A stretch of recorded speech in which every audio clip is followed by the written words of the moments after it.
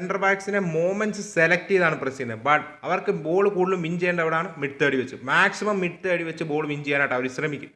So ഏറ്റവും വലിയ ഉദാഹരണമാണ് നമ്മൾ ആ കണ്ട ഫസ്റ്റ് ഗോൾ. ഏറ്റവും വലിയൊരു എക്സാമ്പിളാണ് അവരെപ്പോൾ പ്രസ് ഇനിഷ്യേറ്റ് ചെയ്യുന്നുള്ളതിൻ്റെ. ഇപ്പം നിങ്ങൾക്ക് കാണാം അവിടെ PSG ബാക്കിൽ നിന്ന് ബിൽഡ് ചെയ്യുവാണ്. ഓക്കെ, ആ ഒരു പാസ് ചെല്ലുമ്പോഴേക്കും ഉപ്പമ്മക്കാനോ ഹൂസ് എ സെൻറ്റർ ബാക്ക് ചാടി വീഴുകയാണ്. ആ ബോൾ പ്രസ് ചെയ്യുന്നു, വിൻ ചെയ്യുന്നു.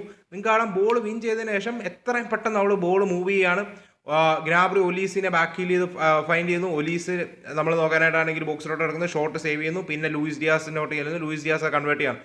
സോ ഒപ്പോണൻറ്റിന് okay time on the ball ബിൽഡപ്പിൽ കൊടുക്കുക, എപ്പോൾ പ്രസ് ഇനിഷ്യേറ്റ് ചെയ്യണം എന്നുള്ളത് റൈറ്റായിട്ട് എടുക്കുക, മിഡ് തേർഡ് വെച്ച് മാക്സിമം ബോൾ വിൻ ചെയ്യാനായിട്ട് ശ്രമിക്കുക.